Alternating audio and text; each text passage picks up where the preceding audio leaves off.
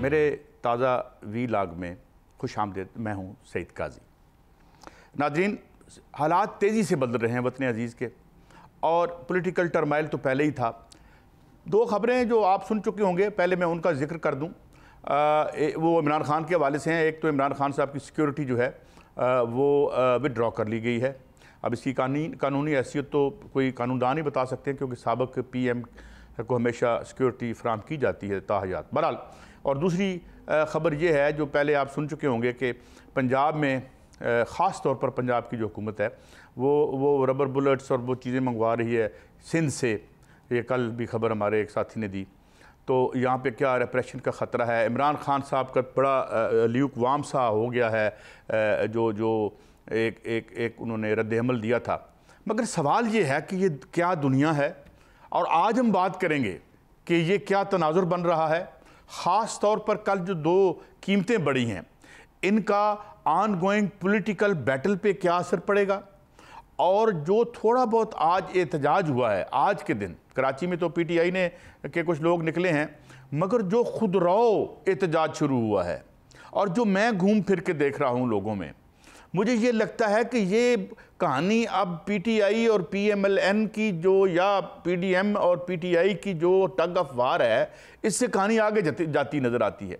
और अभी मैं अपने न्यूज़ रूम से, जो हमारे न्यूज़ रूम के हेड हैं, मैं उनसे ये कंफर्म कर रहा था कि यहाँ पर जो मुख्तलिफ रिक्शा यूनियन है या और लोग हैं, वो अपने तौर पर एहतजाज कर रहे हैं, और वो इससे बालातर, पॉलिटिकल डिवाइड से बालातर हैं।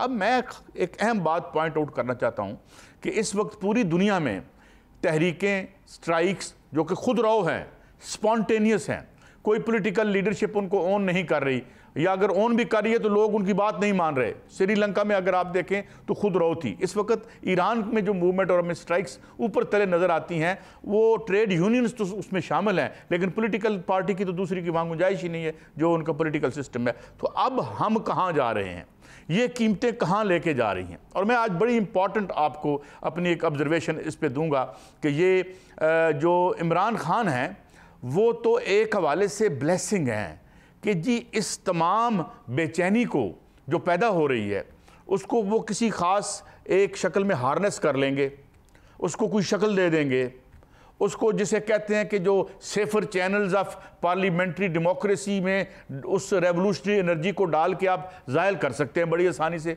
जिस तरह पूरी दुनिया में ये खेल चल रहा है, बुनियादी तौर पर ये सिस्टम डिज़ाइंड ही इस तरह है कि स्टेटस को रहे, और जब 5 साल बाद लोग बेजार हो जाएं, तंग आ जाएं, तो चेहरा बदल दो, और वो तमाम जो एक रेवोल्यूशनरी एनर्जी, नफ़रत, एक बेचैनी है, उसका एक कथारसिस कर दें, या एक जो जिस तरह प्रेशर कुकर का एक वेल्व हम ऊपर से उठा दें और वो उसमें से वो निकल जाए, और फिर 5 साल फिर हम अपना वो लूट मार और वारदात जारी रहे, और ये खेल चलता रहा। अब दुनिया भर में ये खेल चलता नज़र नहीं आ रहा। अब सिस्टम अपने लिमिट्स पे पहुंच गया है। और मैंने कल जब ये 30 रुपये पेट्रोल की कीमत बढ़ी, तो मैंने लाहौर शहर में गाड़ी में बैठ के ज़रा मंजरनामा देखा।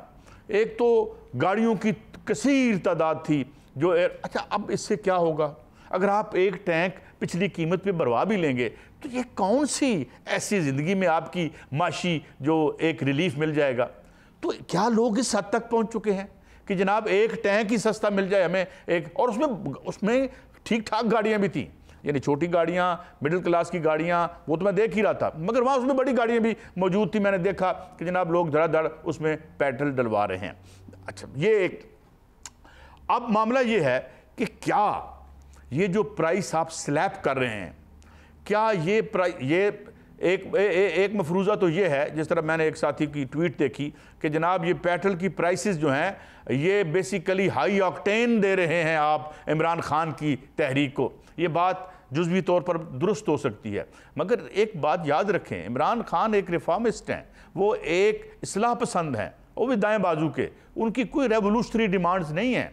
वो जो हैं वो इस सिस्टम के पैरामीटर्स के दरमियान रहते हुए कहते हैं कि ये जनाब जो कॉनमैन हैं, जो मुबैना तौर पर उनके ख्याल में करप्ट लोग हैं, इनको हम इधर से हटा दें और इस निज़ाम को लेके आगे बढ़ें। इस निज़ाम के अंदर की वो बात करते हैं।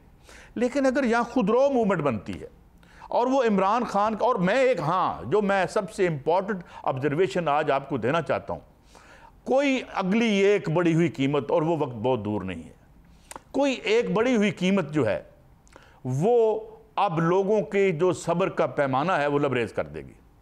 क्योंकि आपने ये जो 2 दिनों में किया है, ये इसमें अब जो अगला, अभी तो खैर इसकी बैकलैश भी आ रही है, अभी इसकी बैकलैश आएगी अगली बिजली के अगले बिलों में आएगी। जब अगले महीने के बिल, इस महीने के बिल तकरीबन आ चुके हैं, अगले महीने के जब बिल आएंगे तो ये मौजूद है कि लोग उस के ख़िलाफ़ सरापा एहतजाज हों और अपनी आवाज़ बुलंद करें। जो उनका पुरअमन एहतजाज का जो राइट है वो उसे एक्सरसाइज कर सकते हैं, मगर इसके असरात आना शुरू होंगे अगले महीने से। इसके असरात आहिस्ता आहिस्ता जब अशाए खुर्दनी और ये चीज़ें महंगी होंगी तो इसके लोगों पर असरात होंगे। जब वो अगले हफ्ते शॉपिंग करने जाएंगे तो कीमतें और होंगी, उससे अगले और होंगी। ये था पहले तो माइनर था, अब तो जंप्स आ रहे हैं। 30 रुपए में आपने पेट्रोल महंगा किया, 9 रुपये आपने बिजली में, 7 कहा हमें, लेकिन 9 रुपये वो टैक्सेस डाल के इजाफा होता है। और उसमें जो पेपर पे मुझे एक एनर्जी एक्सपर्ट ने बताया कि 33 रुपये का पर यूनिट पड़ेगा, मगर मेरे साथियों का, जो मेरे को होस्ट और पैनलिस्ट हैं, उनका कहना था कि नहीं, इसमें जब दीगर और चीज़ें हैं, ये क्या है, आप जो टीवी की फ़ीस लेते हैं, ये मिला जुला के ये तो 40-45 रुपये हो जाएगा। तो मैं फिर दोबारा पॉलिटिकल क्वेश्चन पे आता हूँ। इमरान खान को फ़िलहाल आपने बैक फुट पे कर दिया है और वो वहीं बैठे हुए हैं और वो बैठ के लोगों को कह रहे हैं कि जुम्मे की नमाज के बाद आप आएँ और एहतजाज करें। लोग जुम्मे की नमाज के बाद इस तरह नहीं आए, लेकिन लोग अपने दुख और तकलीफ़ से आए हैं।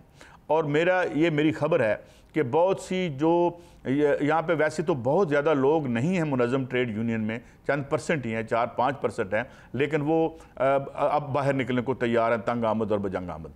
आम पब्लिक जो है वो भी इस प्राइस हाइक से तंग है। और मेरा ख्याल ये है कि ये जो बज़ाहिर मेजर्स की जा रही हैं इमरान खान की किसी मुतवक्को या मुजवज़ा या किसी तहरीक को, जो अभी इस तरह से बनी नहीं है, ना बनती, बनी है, जलसों की हद तक बनी है, मगर लॉन्ग मार्च में उसको डिबैकल भी हुआ है। तो ये इस्तेमाल मेरे ख्याल में उस जैनून एहतजाज के ख़िलाफ़ भी हो सकती है, जो लोग शायद, क्योंकि पार्टीज़ जो हैं, ये हमने इंडिया में भी प्रोसेस देखा। इंडिया में जब किसानों की मूवमेंट चली थी तो किसानों ने कहा था कि इन पॉलिटिकल पार्टीज़ में से कोई बंदा भी ना आए हमारे इस एहतजाज में। वो 1 साल से ज़्यादा थी और मोदी को अपने वो जो सफाकाना जो उसके कवानीन थे, एंटी पेजेंट, एंटी किसान कुश, वो उसको वापस लेने पड़े थे। उन्होंने अपनी तहरीक खुद चलाई थी। तो अब यहाँ जो है, मैं ये बात बड़े वसूख से कह रहा हूँ, और मैं इस मुल्क और इसकी ज़मीन और इसकी हर चीज़ से, हमने यहीं पैदा हुए थे, इसी खाक में जाना है। तो हम यहाँ अमन अमान चाहते हैं। हम यहाँ कुछ ऐसी जो है वो अब एक अनरेस्ट नहीं देख सकते, ना हमारे बच्चे ना कोई और। मगर मैं ये वार्न कर रहा हूँ आपको कि जिस तरह आप एक देगचा पानी का रखते हैं और उसके नीचे आग जलाते हैं, तो उसका लाजमी और मंतकी नतीजा होता है कि उसने उबलना होता है, वो उबल के बाहर आता है। यही कर रहे हैं। अगर हम एक सिमली के तौर पे, तशबीह के तौर पे समाज को उससे तशबीह दे दें, और नीचे जो आपने आग जला रखी है, आप जो घरों में से आफियत वापस ले रहे हैं, आफियत क्या दी हुई थी? एक मोटरसाइकिल होता है, उस पर एक खावंद है, एक बीवी है, 4 बच्चे हैं, पीछे मैंने 5-5, 6-6 लोग गिने हैं एक मोटरसाइकिल में बैठे हुए, कैसे अपनी ज़िंदगी वो बसर कर रहे हैं। तो अगर आप उनसे ये आफियत भी वापस ले लेंगे तो वो तो इमरान खान को नहीं देखेंगे, वो तो आएंगे अपने ज़ख्म लेके बाहर। जब आप लोगों के घरों में से माशी आफियत छीन लेते हैं तो फिर वो किसी डंडे से नहीं डरते, वो किसी बुलेट से नहीं डरते। मैं ये बात प्रीएम्प्ट करने के तौर पर कह रहा हूँ, मैं इंसाइट नहीं कर रहा। मैं आज भी कहता हूँ कि एहतजाज पुरअमन होना चाहिए और लोगों को पुरअमन तरीके से सियासी जो इकोनॉमिक पॉलिसी के ख़िलाफ़ जो है वो एहतजाज करना चाहिए। और अब मैं आता हूँ खान साहब की तरफ। खान साहब को भी चाहिए कि वो एक अपनी कमेटी बिठाएं इस पे, और पैरेलल इकोनॉमिक जो एक अल्टरनेटिव है उस पर काम करें। ये सिस्टम तो बैठ गया है, ये तो कोलैप्स हमें हर जगह नज़र आ रहा है। मैं पूरी लंबी कहानी नहीं बयान करना चाहता। अमेरिका बहादुर टेक्निकली डिफ़ॉल्ट कर चुका है, मगर चूंकि उसकी रिजर्व करेंसी है तो उस वजह से वो नोट छाप सकता है अपने, उसे पूछता कोई नहीं है। मगर मैं आपको खबर दे देता हूँ, इस वक्त तकरीबन दुनिया के सेंट्रल बैंक्स में जो डॉलर हैं वो 59% से नीचे आ गए हैं। पहले 70-80% होते थे। रिजर्व करेंसियाँ अब वाला स्टेटस मुमकिन है अमेरिका का ना रहे, ये खुद उनके ये हालात हैं। ये मैं इसको कोट क्यों कर रहा हूँ कि ये निज़ाम बैठ रहा है, इस निज़ाम में स्ट्रक्चरल तब्दीलियाँ करनी पड़ेंगी, इसके बुनियादी ढांचे में तब्दीलियाँ करनी पड़ेंगी। इसमें बार बार हमारे साथ आके मुख्तलिफ इकोनॉमिस्ट ये बात कर रहे हैं। और खान साहब और नो खान साहब, यहाँ अगर आप एक माशी अमन लोगों को नहीं देते, एक बुरी भली, उन्हें अरब नहीं चाहिए आपके, उन्हें आपके पैसे, उन्हें सिर्फ अपने बच्चे की रोटी चाहिए, गैस के बिल की तौफीक चाहिए, अब बिजली के बिल की तौफीक चाहिए, और एक दरमियानी सी ज़िंदगी बसर करना चाहते हैं, कुछ ज़्यादा नहीं मांगते, और वो हम उनसे छीन रहे हैं।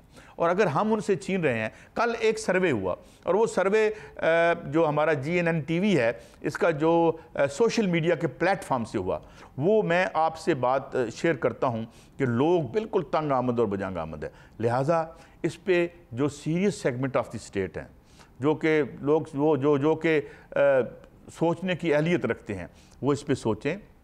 और ये खान साहब कि जो आप उनको एक स्केप गोट बना लेते हैं, और ये है। और एक और भी बात है, मैं इस बात को भी रूल आउट नहीं करता कि ये प्राइस हाइक की वजह से लोगों को आप पुश करके उनके पीछे भेज रहे हैं। और खान साहब ने जो कल दिया था उस इंटरव्यू की, अपने अपने तौर पर लोगों ने इंटरप्रिटेशन की। उनके जो हामी हैं वो ये कहते हैं कि वो कह रहे हैं कि इससे बचें, ये हमारे खदशात हो सकते हैं। ज़ाहिर है हमें उससे बचना चाहिए। अब वो ये तो नहीं कह रहे थे कि ये होने वाला है, या अब उनके ये भी कह रहे हैं जी मुझे PM बनाएं तो फिर ये नहीं होगा। पता नहीं ये उन्होंने कहा या नहीं कहा, आई डोंट नो। मगर the danger is real and present. ख़तरा मौजूद है एक इस तरह की अनरेस्ट का, जो आपकी इस प्राइस हाइक से होगा। आप भले IMF से मामला करें, IMF के प्रोग्राम से निकलें, अपनी इंपोर्ट्स जो है वो कम करें, यहाँ पे एक वरना सनती अमन नहीं रहेगा। ये मैं बड़े वसूख से कह रहा हूँ। और मैं ये ख़तरा भी महसूस कर रहा हूँ कि ये मूवमेंट खान साहब के भी शायद कंट्रोल में फिर ना रहे। खान साहब is a blessing for you, because he can harness that energy, और उसको चैनलाइज कर सकते हैं कि चलें जी कोई जिस तरह आप। तो ये सिलसिला है, बुनियादी तब्दीलियां करनी पड़ेंगी। और अगर आप बुनियादी तब्दीलियां नहीं करेंगे तो मेरे ख्याल में फिर ये गोलियां, ये रबर बुलेट्स, ये गिरफ्तारियां, ये पर्चे जो हैं, इनसे तहरीकें कभी नहीं रुकती, इनसे इनको बढ़ावा मिलता है, इससे आगे बढ़ती हैं वो तहरीकें। 68-69 की तहरीक मैंने 6-7 साल के बच्चे की हैसियत से देखी थी। फिर मैंने 77 में भी तहरीक देखी। फिर मैंने राइट विंग तहरीक जो है वो कौमी इत्तेहाद की भी देखी। इसके बाद मैंने MRD की तहरीक भी देखी। फिर मैंने 10 अप्रैल 1986 को मोहतरमा बेनज़ीर भुट्टो की तहरीक भी देखी। और जब अब ये आखिरी अक्टूबर 2007 में जब वो गालबन आई थी, तो वो भी तहरीक हमने देखी। तो तहरीकें, हम तहरीकों की दहलीज पर खड़े हैं। और अगर ये हमारे हुक्मरान चाहते हैं कि ज़िंदगी आफियत भरी चलती रहे, तो उन्हें दौलत का एक हिस्सा नीचे भी देना पड़ेगा। ऐसा इंतज़ाम करना पड़ेगा कि ये लोग जो हैं इनके मुंह से निवाले ना छीनें। इनके पास है क्या? इनके पास सिर्फ एक चाय की प्याली है जो उनकी स्वीट डिश है, और एक वक्त की रोटी है। ये अगर आप छीनेंगे तो अमन तो फिर ज़ाहिर है इट्स अ बिग क्वेश्चन। ये था मेरा आज का वीलॉग। देखते रहिए, हौसला अफजाई करते रहिए। Thank you very much.